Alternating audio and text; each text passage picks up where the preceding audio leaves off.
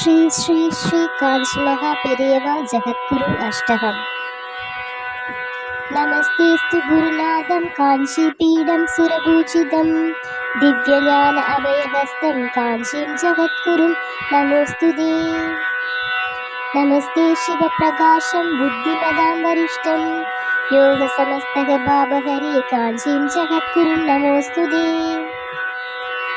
ज्योतिर्मयं तेजोमयं रोगविनाशः मोक्षप्रदं सर्वदुःखनिवारणं काञ्चीं जगद्गुरुं नमोऽस्तु ते।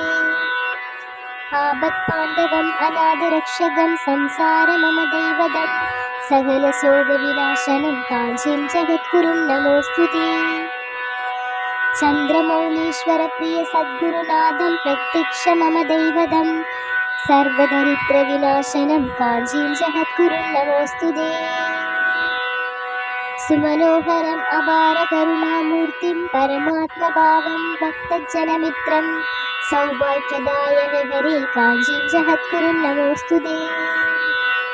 भास्करप्रकाशं लोकनायकं परब्रह्मस्वरूपं शुभं कैवल्यनवनीतसाधनं काञ्चीं जगद्गुरुं नमोऽस्तु ते।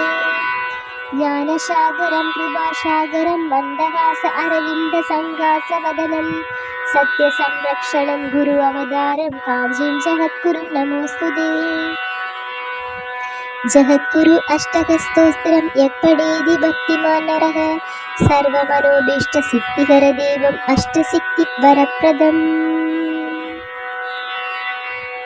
प्रातःकाले नित्यं रोगशोकशान्तिये देहकाले नित्यं पापसद्गुरुविनाशनम्।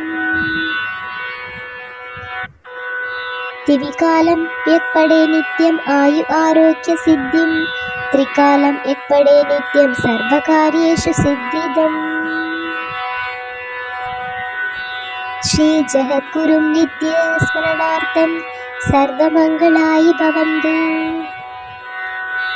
ॐ श्री चन्द्रशेखरेन्द्र सरस्वती गुरुभ्यो नमः।